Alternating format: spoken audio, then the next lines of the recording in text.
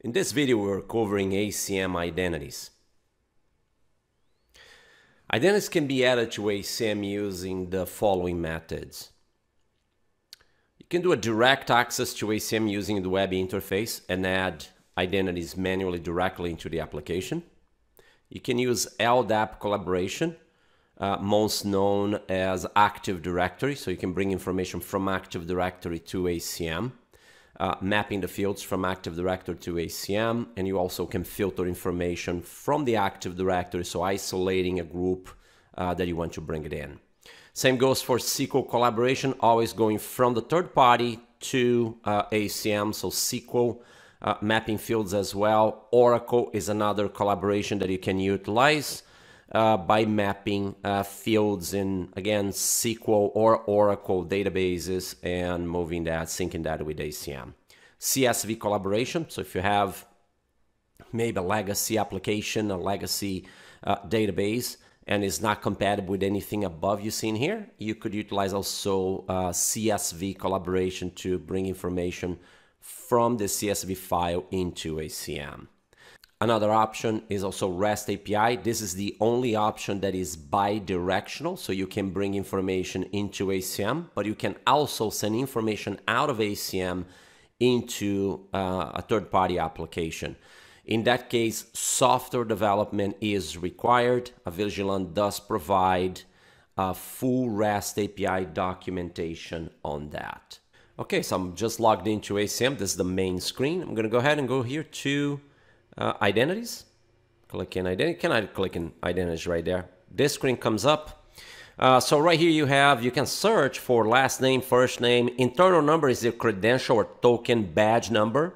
You can also search by groups. So right there. And any field in the system, any field under the identity, including user-defined fields. So for example, I have a field here that I've created. It is a user-defined field called license plate. And I'm going to go ahead and enter a license plate number, hit search, and this comes up. Here's the result. So just one result.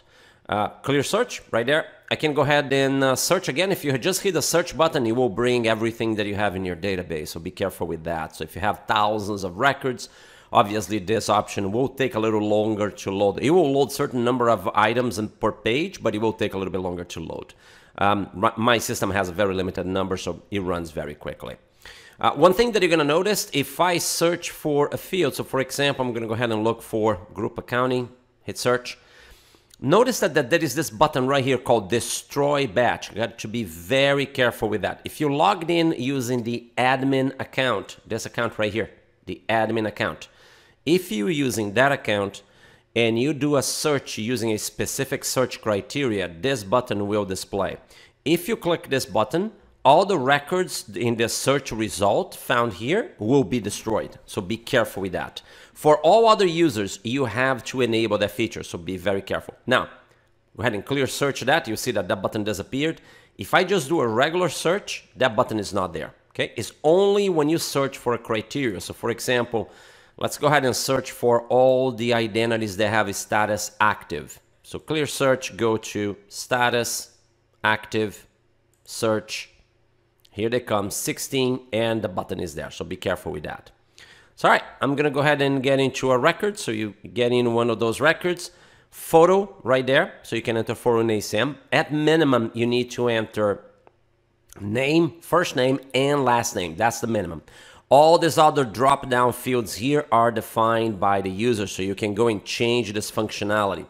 To change that, all you have to do is go here to user lists. Also, here's a user fields. So this is to create the user-defined fields right there. Okay. What else you have here? So you have all the basic information that you can classify. The more you classify this, the better it is for you to search for a person or group of people later with the application. So I can go and search for a department, engineering, and all the people that are in the engineering department will come up. Okay. So that helps you a lot. Basic address, phone number, and email address is right here. And if this card holder happens to be an operator, you can create a login and password in here, or you can connect and remote authenticate against a a Active Directory domain. So I have one here, so I can go ahead and click that. So you notice that when I click on that, this will change. And now I can click that, there you go. And now all I have to do is just enter their login for their network. So now ACM will comply with the network login. Okay, so that when this user tries to log in, they'll most likely use their email address or whatever is their login name and password. ACM goes and checks that against the Active Directory. And if that is okay, let that operator come in. After that, here's roles.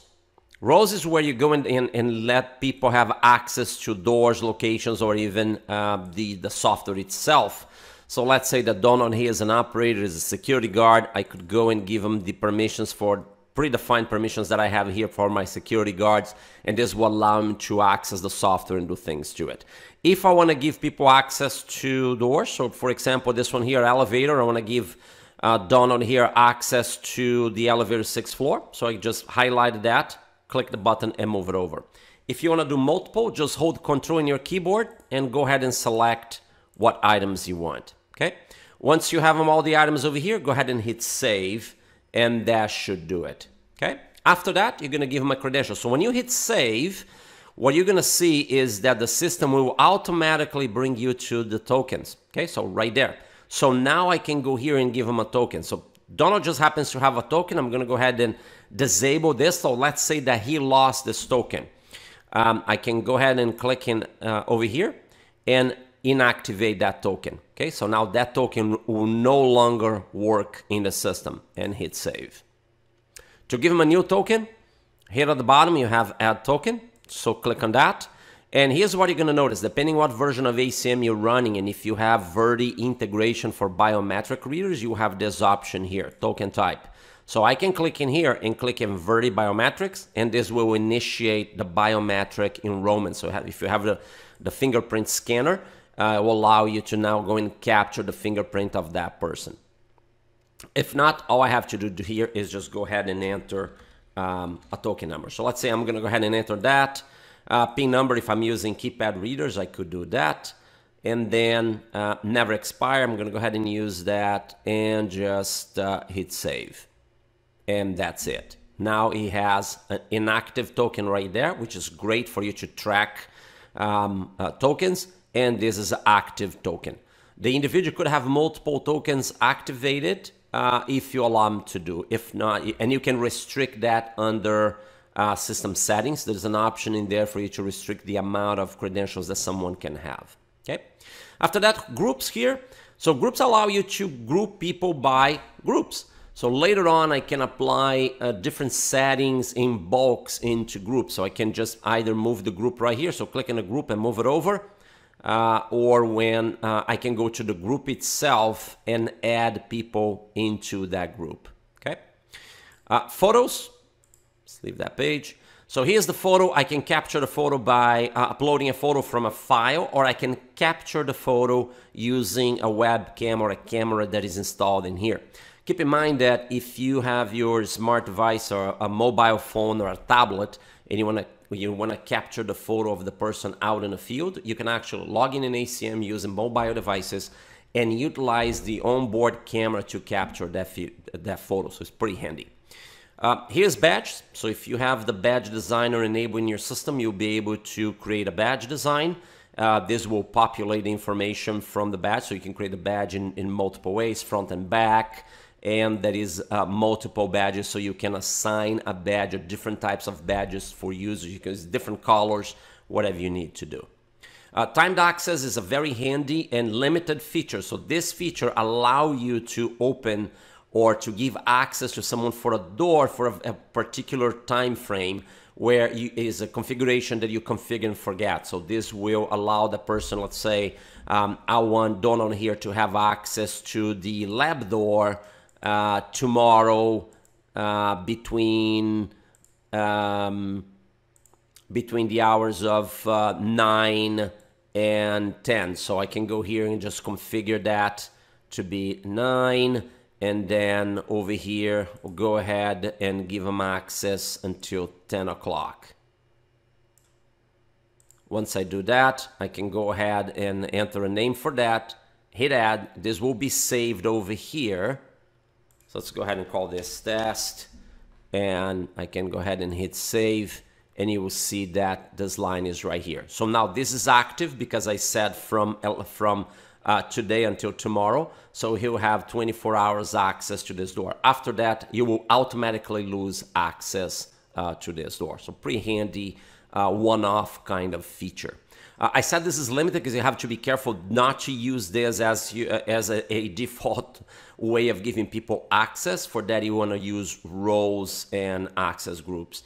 This has a limited number of timed access that you can send to the controllers. Access is after that. This will show you what is the access this individual has, this card holder. So it's pretty handy. So in one shot, you can go ahead and see that. Transactions will show you everything that's been going on with this person, or all the events that are being happening to it. So here it is. He's accessing a couple of doors, so you can see that in the transactions screen. Audit will tell you everything that's been happening with this user. So for example, right here is the administrator. I just added a row to Donald, giving him access to elevator. So it's all in here. Okay. And lastly, here is the user defined field. So you can go ahead and create, there's not really a limitation in the amount of fields that you can create in the system. And with that, you can create all sorts of different types of fields, including a pretty large text box and other fields for you to hold additional information. Keep in mind that these fields could also be populated by a collaboration with Active Directory, SQL databases, or Oracle, or even a CSV import. So you can populate information automatically from other systems. Something I need to remember, so let's say this is always a scenario that plays out. I have an identity and this person is no longer in the company, and I want to go ahead and disable that, right? So how do I do that? It's pretty simple. You just go here into, you look for the persons, and so let's go ahead and search for someone in here.